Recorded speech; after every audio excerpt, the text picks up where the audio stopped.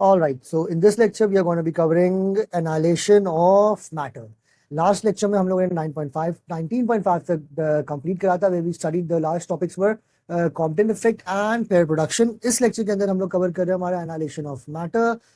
So basically let's start off with the main question कि ये होता क्या है. Basically ये एक प्रोसेस है, बल्कि ये प्रोसेस जो हमारा पेयर प्रोडक्शन है, ये प्रोसेस पेयर प्रोडक्शन का उल्टा है. बेसिकली वहां पर पेयर की प्रोडक्शन हो रही थी, यहाँ पे पेयर्स एनाइलेट हो जाएंगे, डिस्ट्रॉय हो जाएंगे. बेसिकली यहाँ पे देखिए, the first line that saying that it is the reverse process of pair production. It happens when a positron comes near an electron. कब होता है ये? जब भी एक पॉजिट्रॉन किसी इलेक्ट्रॉन के, पॉजिट्रॉन्स आपके होते हैं पॉजिटिव चार्ज वाले इलेक्ट्रॉन्स, और जो इलेक्ट्रॉन्स होते हैं आपको ऑलरेडी पता है इलेक्ट्रॉन्स आर नेगेटिवली चार्ज्ड. सो जब भी एनाइलेशन ऑफ मैटर अकर करता है, तब जब भी एक पॉजिट्रॉन किसी इलेक्ट्रॉन के पास आता है तो दोनों एक दूसरे को डिस्ट्रॉय करते हैं और उन दोनों का मास एनर्जी में कन्वर्ट हो जाता है और दोनों गामा रेज प्रोड्यूस करते हैं. क्लियर है? ठीक है, तो दो गामा रेज प्रोड्यूस होंगे हमारे पास इसके अंदर और साथ ही साथ मास जो है कन्वर्ट हो जाएगा एनर्जी के अंदर. This is what happens in it. ठीक है, have a look over here. Two photons are produced, gamma rays बनते हैं, they are emitted in opposite direction to conserve momentum, and this is how you're going to show their equation.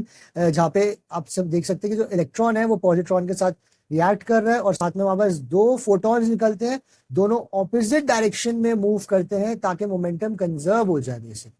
ठीक है, book से भी आपको दिखा देते हैं हम लोग इसका. ये रहा. ठीक है बच्चा, अंडरस्टैंड दिस प्रॉपर्ली. कोई भी क्वेश्चन हो मुझसे पूछ लेना आप लोग इस जगह पर. This is what annihilation of matter is, simple as that. इसके बाद हम बात करते हैं फोटोन एनर्जी. अच्छा, तो हर फोटोन की जो एनर्जी है ना वो होती है अराउंड 0.51 मेगा इलेक्ट्रॉन वोल्ट्स. ठीक है, 0.51 mega electron volts is the energy of every photon. इस चीज को याद रखना. ठीक है, ये एनर्जी इलेक्ट्रॉन या पॉजिट्रॉन के रेस्ट मास एनर्जी के बराबर होती है. ये भी याद रखनी है बात आप लोगों ने. तो इस हिसाब से अगर दो हमारे फोटोन एमिट हो रहे हैं तो इस हिसाब से क्या हो जाएगा बच्चा? इस हिसाब से जो टोटल एनर्जी होगी that would be what? 0.51 plus 0.51 basically, तो total of 1.02 mega electron volts. ये टोटल एनर्जी है, यानी पूरा मास प्योर एनर्जी में कन्वर्ट हो जाता है when we do E equals to mc square, इस इक्वेशन के हिसाब से. ये चीज याद रखना. ठीक है, तो एक दफा ये भी दिखा देता हूँ 0.51 कैसे आया. देखिए यहाँ पर हमारे पास है ना E equals to mc square. अच्छा, तो E equals to mc square है हमारे पास इस जगह पर. E equals to mc square में लेट्स सी, देखिए यहाँ पर अगर मैं डालता हूँ मास ऑफ इलेक्ट्रॉन या पॉजिट्रॉन में अगर प्लग इन करता हूँ यहाँ पर, और यहाँ पे m आ गया, c स्क्वायर के अंदर मैं स्पीड ऑफ लाइट डालता हूँ, स्क्वायर करते हैं, हमें आ जाता है ये. This is the energy of one photon बचा. तो अगर हमारे पास दो फोटॉन्स रिलीज हो रहे हैं, लाइक दो फोटॉन्स आर प्रोड्यूस्ड ना, गामा रेज भी जा रहे हैं यहाँ पर, तो दो फोटॉन्स के हिसाब से तो total energy that is going to be annihilated is going to be equal to 1.02 mega electron volts. Right, ये दो फोटॉन्स जा रहे हैं. This is the total energy which gets shared between the two photons. Remember this, do not forget this. अच्छा, छोटा सा एक ना हिस्टोरिकल बैकग्राउंड के ऊपर बात करते हैं. देखिए हम लोगों को पता था भाई इलेक्ट्रॉन्स होते हैं, सही है. पॉजिट्रॉन्स कहां से आए? पॉजिट्रॉन्स बेसिकली इलेक्ट्रॉन्स होते हैं जिनका पॉजिटिव चार्ज होता है. ये डिस्कवर कब हुए? तो 1928 में डायराक ने जो है पॉजिट्रॉन की प्रेडिक्शन करी थी, सही है. And it was later discovered in cosmic rays in 1932 by Carl Anderson. तो 28 में प्रेडिक्शन करी थी डायराक ने, एंड देन फिर 1932 के अंदर कार्ल एंडरसन ने कॉस्मिक रेज में जो है ना पॉजिट्रॉन को डिस्कवर किया था बेसिकली. ठीक है, बहुत ज़्यादा डिटेल में नहीं बोलूंगा, बस पर्पस ही बता रहा हूँ, ओवरव्यू दे रहा हूँ आपको मैं इस चीज का. अच्छा, यहाँ पे बात करते हैं जरा जल्दी से एंटी पार्टिकल के कॉन्सेप्ट के बारे में. तो हर पार्टिकल का एक एंटी पार्टिकल होता है, ये कॉन्सेप्ट बहुत जरूरी है, रिमेंबर दिस. फिर से मैं रिपीट करता हूं, हर पार्टिकल का एक एंटी पार्टिकल होता है. अच्छा जी, उसके अंदर होता क्या बेसिकली? एंटी पार्टिकल जो होता है वो है क्या? एंटी पार्टिकल्स में आपके मास सेम होएगा, सिर्फ और सिर्फ चार्ज ऑपोजिट हो जाएगा. ठीक है, जैसे कि इलेक्ट्रॉन है, इलेक्ट्रॉन का ऑपोजिट हो जाएगा आपका पॉजिट्रॉन. तो इलेक्ट्रॉन नेगेटिवली चार्ज है तो पॉजिट्रॉन हो जाएगा पॉजिटिवली चार्ज, बाकी सब कुछ सेम.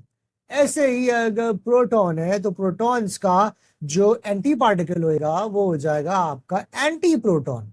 मतलब प्रोटॉन अगर पॉजिटिवली चार्ज है तो एंटी प्रोटॉन बेसिकली क्या हो जाएगा? आपका नेगेटिवली चार्ज हो जाएगा. Simple as that. सो अच्छा, एक चीज और जरा, जो एंटी पार्टिकल्स का क्वांटम बिहेवियर है ना, वो भी अलग होता है। क्वांटम लेवल पे उनका बिहेवियर इज डिफरेंट, जैसे कि लेप्टॉन्स, बैरॉन्स, म्यूऑन्स वगैरह, ये हम आगे पढ़ेंगे और डेप्थ में थोड़ा सा जो है ना आगे जाकर। ठीक है, अभी बस ओवरव्यू दे रहा हूँ, कॉन्सेप्ट आप समझ लें इस चीज का।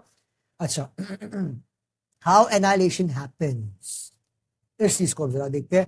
यहां पर हम लोगों को क्या समझा रहे हैं, दोनों एक ही जगह पे स्टेबल नहीं रह सकते हैं। जो पार्टिकल है और जो एंटी पार्टिकल है, दोनों के दोनों एक जगह पर एग्जिस्ट नहीं कर सकते हैं। मिलने पे एक दूसरे को खत्म कर देते हैं दोनों, और उनका मास एनर्जी में बदल जाता है। ठीक है, और जब उनका मास एनर्जी में बदल जाता है तो गामा रेज की फॉर्मेशन होती है। क्लियर है? This is it. Then let's talk about the real world observation about them. Lawrence Berkeley laboratory के अंदर इनकी ऑब्जर्वेशन की गई है, प्रोटॉन एंटी प्रोटॉन्स को एनाइलेट भी कराया गया एक्सपेरिमेंटली, और उसकी कंफर्मेशन हो चुकी है। तो मतलब ये एक स्ट्रॉन्ग एक्सपेरिमेंटल प्रूव है कि मास और एनर्जी जो है ना वो आपस में इंटरकन्वर्टेबल है। That means this equation is very very very important for physics. ठीक है, ये प्रूफ करती है, कंफर्म करती है कि जो मास है वो एनर्जी में कन्वर्ट होता है। ठीक है बेटा, now let's move on to our next page. What do we have? Analysis of matter के बाद here it is 19.7 the wave nature of particles. इसके बारे में बात करते हैं कि वेव नेचर ऑफ पार्टिकल्स है क्या। बेसिकली हम लोग यहां तक ये जो है बात कर चुके हैं दैट द लाइट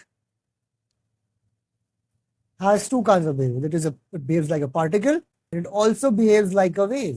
तो हम जरा इसके बारे में बात करेंगे, जो वेव नेचर ऑफ पार्टिकल्स है वो किस तरीके से आती है। ठीक है बच्चा, सो डी ब्रॉगलीज हाइपोथेसिस इन 1924। इसके अंदर इस हाइपोथेसिस में बेसिकली क्या हुआ, इस हाइपोथेसिस में de Broglie hypothesized that light exhibits dual nature, wave and particle। मतलब ये बेसिकली कि हमेशा से ये माना गया था कि लाइट वेव है, लेकिन जो फोटो इलेक्ट्रिक इफेक्ट ने जो है ना, जब हम लोगों ने पीछे क्लास में पढ़ा था, उसमें फोटो इलेक्ट्रिक इफेक्ट ने दिखाया कि वो पार्टिकल्स मतलब फोटॉन्स की तरह भी एक्ट करता है, एनर्जी पैकेट्स की तरह, फोटॉन्स पार्टिकल्स की तरह भी एक्ट करता है। तो लुइस डी ब्रॉगली ने 1924 में आइडिया दिया, हाइपोथेसिस दिया कि अगर लाइट पार्टिकल हो सकता है तो पार्टिकल्स भी वेव हो सकते हैं। Understand this logic, okay? ये चीज बहुत इंपॉर्टेंट है for our quantum physics as well. So अगर लाइट पार्टिकल हो सकता है तो पार्टिकल्स भी वेव हो सकते हैं। This was the hypothesis of de Broglie's. इस आइडिया ने जन्म दिया हमारे मैटर वेव्स की थ्योरी को। सही है, ये जो मैटर वेव्स के बारे में हम लोग पढ़ते हैं उसके बारे में ना, इस चीज को जो है ना बेसिकली इसने जो है ना जन्म दिया, या जो है इसके ऊपर डोर्स ओपन करे कि इस चीज के बारे में फिर हम लोग जो है स्टडी करें और ज्यादा। ओके जी, let's talk about this part, de Broglie's relation. Basically the momentum of photon is this much. ये हमारा formula for the momentum of photon. यहाँ पे हमारा प्लैंक्स कांस्टेंट होता है, लैम्डा हमारा वेवलेंथ होता है, we already know this. So de Broglie suggested that for a particle of mass m and velocity v, its momentum is gonna be p equals to mv।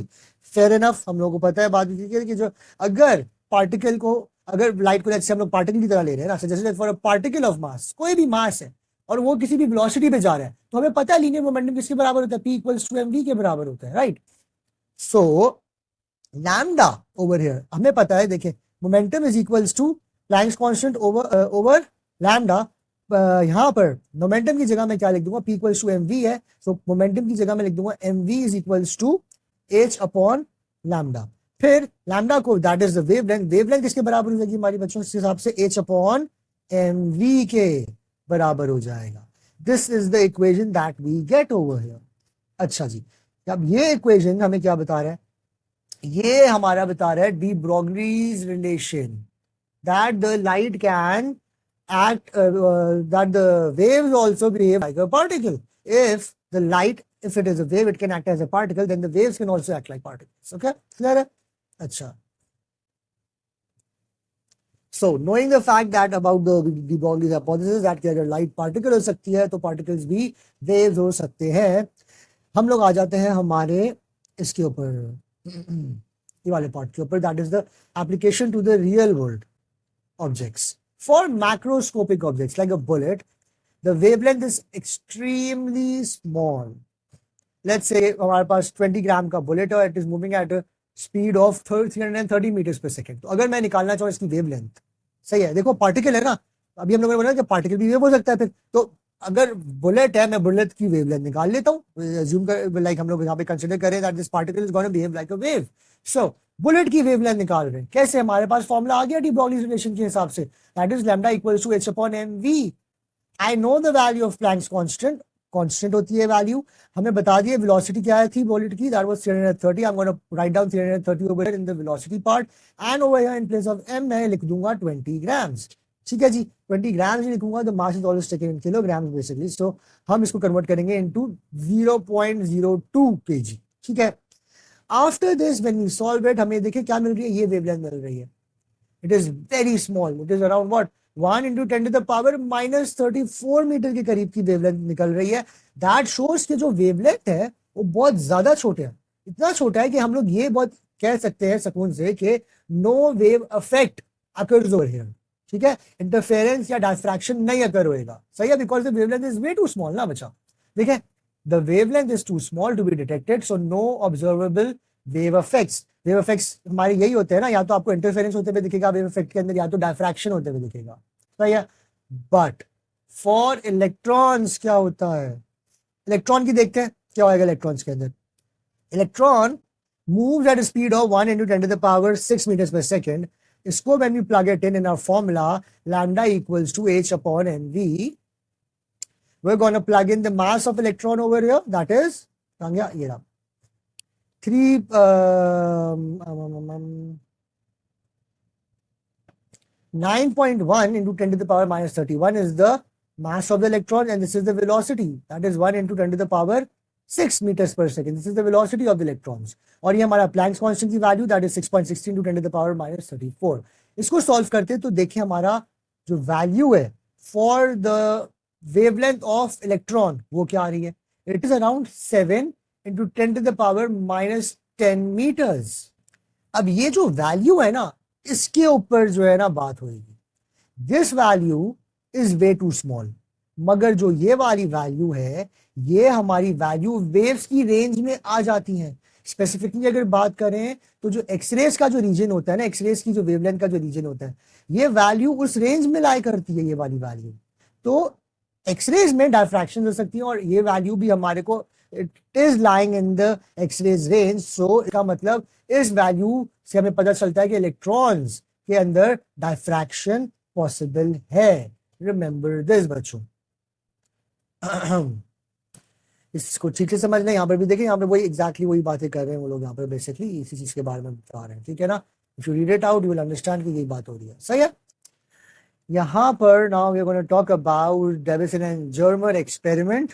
यहाँ पर वो लोग हमें क्या बता रहे हैं बच्चों, इन 1927 डेविसन एंड जर्मर ने प्रूफ करा दैट इलेक्ट्रॉन्स को निकल क्रिस्टल पे हिट कराया उन लोगों ने सबसे पहले, और फिर देखा कि डायफ्रैक्शन पैटर्न मिला. जब उन लोगों ने इलेक्ट्रॉन को एक निकल क्रिस्टल के ऊपर हिट कराया तो उससे डायफ्रैक्शंस प्रोड्यूस हुई, बिल्कुल वैसे ही जैसे एक्सरेज के अंदर प्रोड्यूस होती है, वैसे ही डायफ्रैक्शंस क्रिएट हुई. यहाँ पर डिटेक्टर था, ये इलेक्ट्रॉन गन से उन लोगों ने फायर करा ऑन दिस निकल क्रिस्टल, तो उन लोगों ने देखा दैट डायफ्रैक्शंस वर प्रोड्यूस्ड. तो this thing proved that electrons में डायफ्रैक्शंस होती है, और जो इलेक्ट्रॉन्स हैं वो वेव्स की तरह बिहेव करते हैं. एंड फर्दर ये चीज ने किस चीज को सपोर्ट करा, हमारे डी ब्रॉगली की थ्योरी को, बिकॉज डी ब्रॉगली सेड कि अगर लाइट वेव है, लाइट पार्टिकल, और वो वेव की तरह एक्ट करता है, तो वेव्स भी पार्टिकल्स की तरह एक्ट करेंगे एंड वाइस वर्सा. ठीक है ना, पार्टिकल्स वेव्स की तरह, वेव्स पार्टिकल्स की तरह. So here it is, electron was a particle,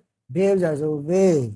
ठीक है, सो इसकी जो इक्वेशन है एनर्जी ऑफ इलेक्ट्रॉन्स की, इस हिसाब से, इस लॉजिक के हिसाब से, इस एक्सपेरिमेंट के हिसाब से, व्हाट डू वी गेट, उनका जो इक्वेशन था वो that became basically lambda equals to h upon two under root 2 m volts. ठीक है, see here, electrons are accelerated by the potential V, giving them kinetic energy. सो जो electron volt था वो बराबर हो गया हमारा काइनेटिक एनर्जी के, because it was converting into kinetic energy. सही है। फर्दर डाउन जब हम लोगों ने इसको रिजॉल्व करा है चीज को, तो हम लोगों को क्या पता चला, you send this over here, this becomes 2 into EV is equals to mv square। ठीक है। Now I want to get rid of this square over here, तो मैं क्या करूंगा, basically I want to get rid of this m over here, so and the square basically over here, so what do I do, I'm going to multiply m on both sides। ठीक है। Multiplying m on both sides is going to give me 2mev is equal to m square v square। अब आ गया ना आपने whole square में यहाँ पर, so taking under root on both sides is going to give me क्या बच्चों, mv is equal to 2mev, और यहां पर आ गया हमारे पास under root. I hope this part is clear. Now you know that de Broglie relation क्या कहता है, the lambda wavelength is equals to Planck's constant upon momentum, that is mv। ये रहा mv की वैल्यू जो हम लोगों ने निकाली है फॉर इलेक्ट्रॉन। तो इस हिसाब से जो लैम्डा है वो बराबर हो जाएगा h upon under root 2mev। ये हमारी मेन इक्वेशन जो मैं बात कर रहा था आप लोगों से, दिस वन, ये वाली डी ब्रॉगलीज इक्वेशन क्या को अब सब्स्टिट्यूट करा तो हमारे पास ये मेन इक्वेशन बन गई, ये चीज। ठीक है। सो अगर लेट्स सपोज के if v equal to 54 volts, तो वैल्यू क्या बन जाएगी, सारी वैल्यूज प्लग इन करेंगे इलेक्ट्रॉन की, सब जो है वैल्यूज कांस्टेंट होती हैं, ये मास आ गया, ये वेलोसिटी आ गई यहाँ पर, ऑल सबको आप सॉल्व करो और will get the answer basically. ठीक है। अब ये वैल्यू आई इसके बाद, this value, this matches the experimental wavelength from the nickel diffraction verifying de Broglie's prediction. तो मतलब जो डेविसन एंड जर्मर ने जो एक्सपेरिमेंट करा था, उन लोगों ने इस एक्सपेरिमेंट में ऑब्जर्व करी थी डायफ्रैक्शंस। ये जो डायफ्रैक्शंस की जो वैल्यू थी, वो value was aligned with the theoretical value that we got, जब हम लोगों ने कैलकुलेशन के थ्रू देखा कि यार अगर ये चीज ऐसे होती है तो ये वेवलेंथ होनी चाहिए इलेक्ट्रॉन्स की, डायफ्रैक्शन जो उनकी। तो जब कैलकुलेशन के थ्रू जो वैल्यू आई और जो एक्सपेरिमेंट के थ्रू जो वैल्यू थी वो दोनों सेम है, इससे हम लोगों को पता चला कि एज क्योंकि ये मैच कर रहे हैं, that means de Broglie's prediction was spot on. Clear है बच्चों? लेट्स मूव ऑन नाउ बच्चों, what do we have next over here, we got wave particle duality. अच्छा जी, अब वेव पार्टिकल डुअलिटी के बारे में जरा बात कर लेते हैं। लाइट के पहले सबसे पहले बात करेंगे। ऑब्वियसली वेव पार्टिकल डुअलिटी के अंदर मतलब कि वेव भी है, पार्टिकल भी है, इन दोनों की डुअलिटी। लाइट के बारे में क्या कह रहे हैं, आपके सामने है बच्चों।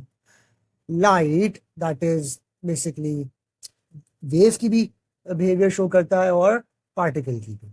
वेव्स के अंदर लाइट हम लोगों को इंटरफेरेंस एंड डायफ्रैक्शन दिखाएगा, which is part of your wave nature, और पार्टिकल की नेचर दिखाएगा हमको हमारे फोटो इलेक्ट्रिक इफेक्ट के थ्रू। अगर फोटो इलेक्ट्रिक इफेक्ट अकर हो रहा है, दैट मीन्स उसकी वो एक पार्टिकल है। सो ये particle nature is proved by the photo electric effect, and the wave nature of light is proved by the interference and diffractions that we see occurring during the experiments. Okay. फिर बात कर रहे हैं, अच्छे तो light का हो गया। Now let's talk about electrons and other particles. वहां पे क्या बोल रहे हैं हम लोग about the electrons and the other particles. उनके बारे में बता रहे हैं that देखें, electrons we just saw ना अभी Davisson, Germer and double slit experiments के अंदर भी that they show diffraction. तो डायफ्रैक्शन प्रूफ करता है उनका wave behaviour, the wave nature. They behave as particles in collisions और इंपैक्ट इवेंट्स। ये हमारा जनरल बात जो हो गई, ठीक है ना। This is how they behave बच्चों, ठीक है। कोलिजन्स मतलब काइनेटिक एनर्जी प्रोड्यूस हो रही है, दैट मींस वो पार्टिकल है, ठीक है। मैं लिख देता हूं यहां पर, चले आप लोगों के लिए कि बेसिकली पार्टिकल कैसे है, थ्रू कोलिजन थ्योरी या कोलिजन्स बोल देते हैं, एंड काइनेटिक एनर्जी। वेव कैसे है, ये सामने लिखा हुआ ऑलरेडी आपके लिए। तो wave basically Davisson German experiment में भी क्या हो रहा था, डायफ्रैक्शन ही अकर हो रही थी, इंटरफेरेंस अकर हो रही है, डायफ्रैक्शन अकर हो रही है, तो मतलब वेव नेचर। और अगर इलेक्ट्रॉन्स और दूसरे पार्टिकल्स के अंदर कोलिजन में काइनेटिक एनर्जी प्रोड्यूस हो रही है, दैट मींस पार्टिकल है। सही है। सो इससे हमें क्या पता चलता है, इससे हमें ये पता चलता है कि सारा का सारा matter, all the matter out there, all matter and radiations have a dual nature, not just light. Remember this, ये बहुत इंपॉर्टेंट कॉन्सेप्ट है बच्चों, that it is not just the light, all the matter and radiations have dual nature. Waves when propagating and particles when interacting or transferring energy. ये दो चीजें please याद रखना. कभी वेव की तरह वो बिहेव करेंगे, कभी पार्टिकल की तरह बिहेव करेंगे. अगर प्रोपगेशन हो रही है तो वेव की तरह बिहेव करेंगे. अगर इंटरैक्ट कर रहे हैं वो किसी से या ट्रांसफर कर रहे हैं energy from one thing to another तो वो पार्टिकल की तरह बिहेव करेंगे. This duality is universal and it applies to everything, all the matter out there. That means electrons, protons, neutrons, molecules, अब हमारे gamma rays, x-rays, light, every single thing out there. ठीक है. Modern viewpoint क्या है इसका? देखा, there is no experiment that can classify a particle as only a wave or only a particle.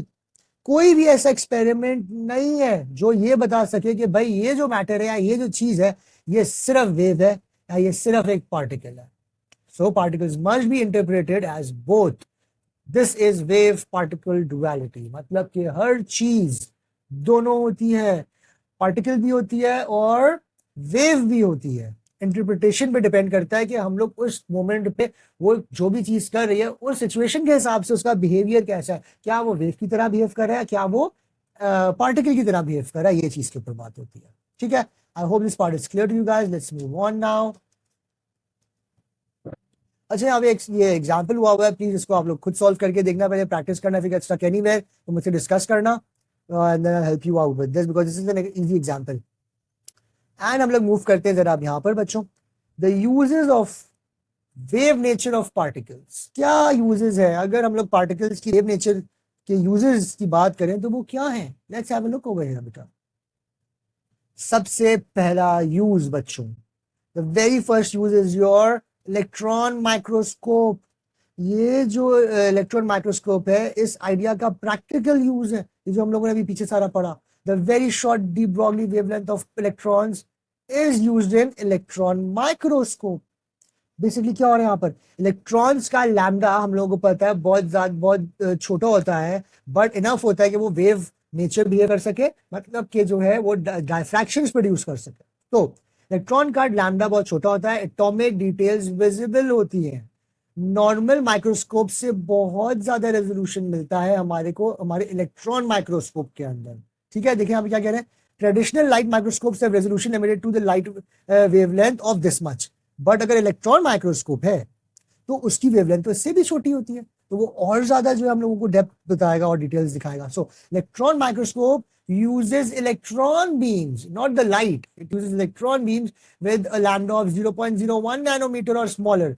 These can penetrate and image structures 1000 s of time smaller than the visible light and show atomic level details. तो electron microscope इतनी depth में इतनी detailed जो है images provide कर सकता है हम लोगों को, बिकॉज उसका lambda is very very small, उसका wavelength is very very small. ठीक है.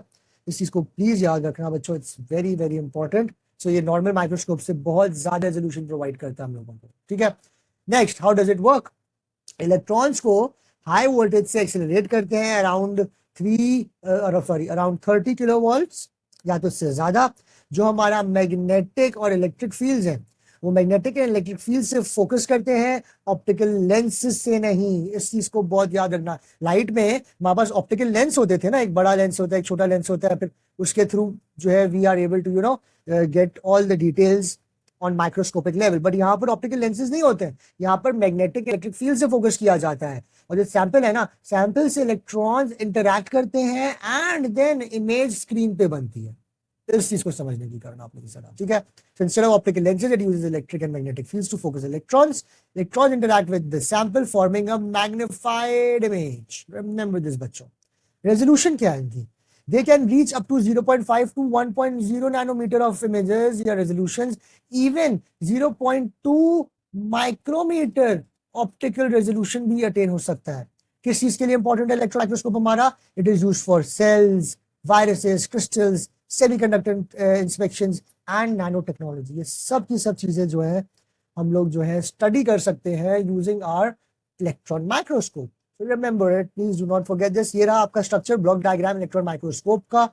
ये देखिए यहाँ से हमारा आया electron source, there are no lenses over here. ये रहा हमारा मैग्नेटिक कंडेंसर, ये रहा हमारा मैग्नेटिक ऑब्जेक्टिव, या हमारी बनी फर्स्ट इमेज, इंटरमीडिएट प्रोजेक्टर यहां से गया, और ये सेकंड इमेज जिसने उसको मैग्नीफाई करके प्रोड्यूस करा के शो कर दिया। ठीक है, अच्छा जी, that is done. This was the uses of wave natures of particles. Now we are going to study about the uncertainty principle. क्या होता है uncertainty principle बच्चों? ये हाइजेनबर्ग का प्रिंसिपल है, बेसिकली हाइजेनबर्ग्स अनसर्टेनिटी प्रिंसिपल। इसके बारे में जरा पढ़ते हैं जरा जल्दी से, लेट्स सी। तो सबसे पहले स्टेटमेंट को पढ़ते हैं इसकी, ठीक है। It is impossible to measure both the position and the momentum of a particle simultaneously with perfect accuracy. इसको मैं उर्दू में समझाता हूँ बेसिकली कि एक पार्टिकल की पोजीशन और मोमेंटम को एक साथ परफेक्ट एक्यूरेसी से मेजर नहीं किया जा सकता। This is the statement of Heisenberg's uncertainty principle. ये बहुत जरूरी है चीज। मतलब क्या हुआ इस स्टेटमेंट का बच्चों? इसका मतलब ये है कि अगर आप पोजीशन को एग्जैक्ट मेजर करें तो मोमेंटम में अनसर्टेनिटी आएगी, वैल्यू एग्जैक्ट नहीं आएगी, ठीक वैल्यू नहीं आएगी, अनसर्टेन वैल्यू आएगी, ठीक है। और अगर मोमेंटम को एग्जैक्ट जाए, लाइक अगर मोमेंटम को एग्जैक्ट जाए तो पोजीशन अनसर्टेन हो जाएगी, ठीक है। यहाँ पे जैसे इंग्लिश में लिखा हुआ है, यहाँ पर have a look here. If we know particle's position accurately we will have a greater uncertainty in momentum. मतलब एक्यूरेट वैल्यू नहीं आएगी मोमेंटम की अगर हमारे को एग्जैक्ट पोजीशन पता है पार्टिकल की। Similarly if we measure momentum accurately position becomes uncertain. अगर मोमेंटम अगर हमारे को एक्यूरेटली पता है तो हमें पोजीशन उसकी एक्यूरेट नहीं पता होगी, क्योंकि मोमेंटम और पोजीशन, जो पोजीशन है, बीच में कुछ कुछ हो रहा है ना ऐसा। तो ये देखते हैं हम लोग कि भाई ये क्यों होता है, ये ऐसा क्या हो रहा है इन दोनों के बीच में कि ये अगर एक चीज एक्यूरेट नहीं निकाल पा रहा हूँ, अगर मैं पोजीशन निकाल पा रहा हूँ तो मोमेंटम मैं एक्यूरेट नहीं निकाल पाऊंगा एंड वाइस वर्सा। वजह क्या है इसकी? It is due to the wave nature of matter. क्योंकि जो मैटर है वो वेव की तरह जो है एक्ट कर रहा है, सही है। This is one of the reason. Let's talk about this in more detail now. क्या पढ़ रहे बोल रहे हैं हम लोगों को वहां पे, हम दोनों पॉइंट्स पे बोलो हम लोगों को। When we try to observe a microscopic particle like an electron using light photons, the collision alters its motion. The shorter the wavelength of light used for better accuracy, the more energy it imparts to the electron, disturbing the momentum. What does this mean, बच्चा मेरा? It means they are saying over here that हमें जो है basically जब हम electron जैसा छोटा particle observe करते हैं ना, तो हमें लाइट फोटॉन्स यूज करने पड़ते हैं, ठीक है। वो फोटॉन्स जब इलेक्ट्रॉन से टकराते हैं तो उसका मोशन चेंज कर देता है वो बेसिकली। तो जितनी कम वेवलेंथ यूज करें उतना ज्यादा एनर्जी ट्रांसफर होती है और पार्टिकल डिस्टर्ब हो जाते हैं। Remember this, try to digest this logic basically कि ज्यादा एक्यूरेसी के लिए जो है हम लोग अगर हमारी वेवलेंथ को कम करें तो उसके हिसाब से क्या होगा, उतना ज्यादा एनर्जी ट्रांसफर होएगा, और उसकी वजह से क्या होएगा, जो पार्टिकल है ज्यादा एनर्जी ट्रांसफर की वजह से क्या हो जाएगा, जो पार्टिकल है वो डिस्टर्ब हो जाएगा, ठीक है। I hope this part is clear to you. Momentum disturb हो जाएगा ज्यादा एनर्जी ट्रांसफर से, remember this. So measurement itself affects the particles. I hope this part is clear to you guys. थोड़ा सा और डिटेल में इसको जरा हम लोग देखते हैं, मैथमेटिकल फॉर्म इसकी देखते हैं हम लोग प्रिंसिपल की, कि किस तरीके से जो है ना ये दिखा रहे हैं। सो पोजीशन मोमेंटम अनसर्टेनिटी को हम लोग डिनोट करते हैं इस फॉर्मूला से, that is the change in x into the change in momentum is greater than equal to h. somewhere over here they would have written it।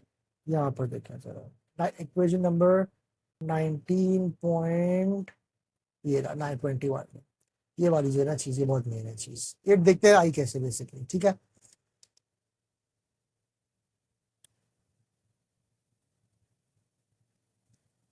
अच्छा, if light of wavelength lambda is used to locate a microparticle moving along x-axis, the uncertainty in the position measurement is this।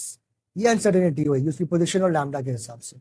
At most, the photon of light can transfer all its momentum to the microparticle whose own momentum will then be uncertain by the amount this।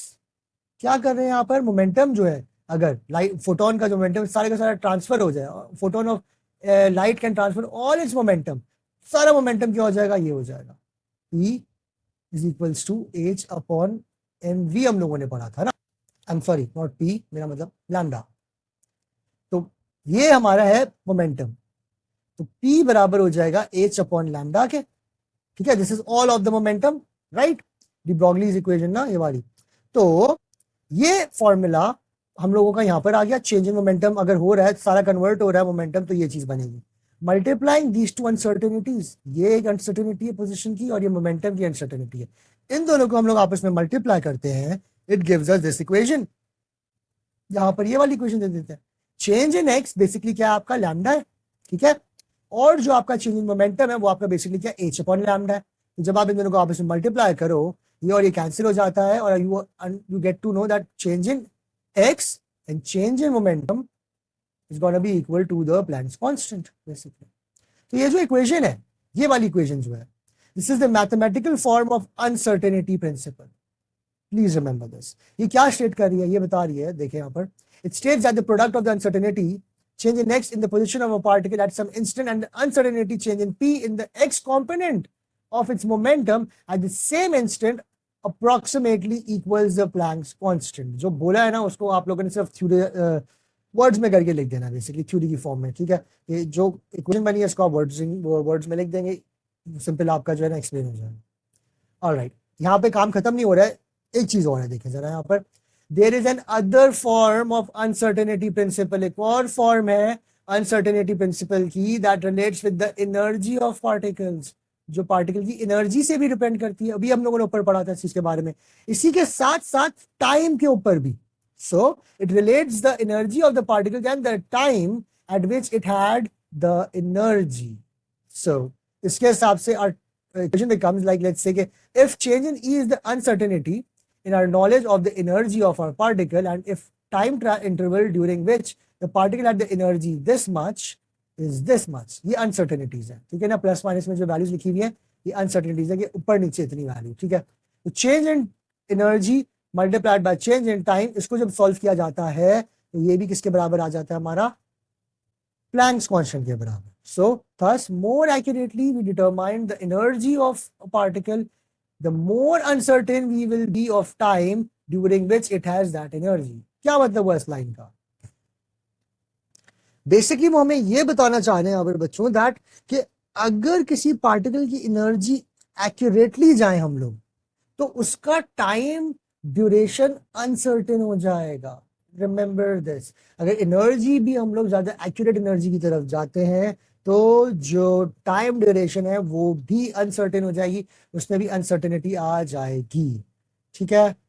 According to Heisenberg's more careful calculation, he found that at the very best, what, this is the formula that we get, कि the change in momentum, the change in time, sorry, change in displacement and change in momentum है, इसकी value हमेशा equal होगी या तो थोड़ी सी बड़ी होगी, प्लैंक्स कांस्टेंट से, ये number one.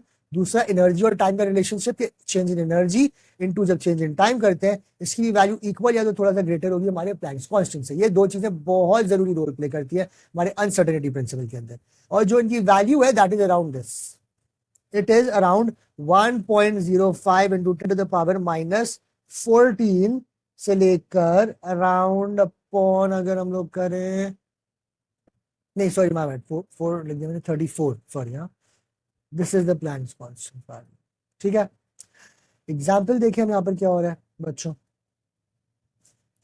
The life time of an electron in an excited state is about this much, this is 10 to the power -8, ठीक है। what is the uncertainty in the energy during this time, उन्होंने हम लोगों को lifetime of an electron बता दिया जो excited state में है, वो है around 1 into 10 to the power -8 seconds, ये इसका टाइम है। वो बोल रहे हैं एनर्जी में कितनी अनसर्टेनिटी आ जाएगी इस टाइम के ऊपर। हम फॉर्मूला हमारा लेंगे, change in E into change in time is equals to the Planck's constant. Planck's constant की वैल्यू हम लोगों को पता है, टाइम भी पता है, इसको हम वहां भेज देंगे तो change in energy will be equal to h upon change in time करेंगे, plug in both the values जो हमें प्रोवाइडेड है and you will get the answer in joules. ये रहा, सिंपल एज दैट, बहुत बेसिक सवाल के जो है ना वर्किंग है। ये वाला खुद ट्राई करना बच्चों, मैं नहीं बता रहा, गिव इट अ ट्राई, कहीं फंसो तो मुझसे फिर बात करना इसके ऊपर, इसको लाजमी सॉल्व करना, ठीक है। ये भी बहुत इजी है, सिर्फ प्लग इन करनी है values and that is it, ठीक है। हर चीज प्रोवाइडेड है इस क्वेश्चन के अंदर भी, and that is it, it sums up our whole chapter। so if there are any questions, please feel free to ask me, and यहाँ पे एक दो चीजें और देख ले बस, यहाँ पे ये वाली चीज, why is it important, the Heisenberg's uncertainty principle. This principle is not due to the instrument limitations, but it inherent in the quantum nature of particles. ये कोई हमारे पास मेजरमेंट के अंदर फ्लॉज नहीं आ रहे हैं, एक्यूरेसी के इश्यूज नहीं है कि हमारे पास ये अनसर्टेनिटीज आ रही है वैल्यूज में, ये क्वांटम लेवल पे जो क्वांटम नेचर है पार्टिकल की वो खुद ये चीज करवा रही है. तो ये जो चीज है it defines the limits of precision in quantum mechanics. एक लिमिट तक हम लोग प्रिसाइज एक्यूरेट वैल्यू तक जा सकते हैं, बट अगर हम लोग और ज्यादा मजीद एब्सोल्यूट एक्यूरेट वैल्यू पे जाएंगे तो अनसर्टेनिटी प्रोड्यूस होने लग जाती है एनर्जी में, टाइम में, मोमेंटम में, पोजिशन में. Remember this and that is it.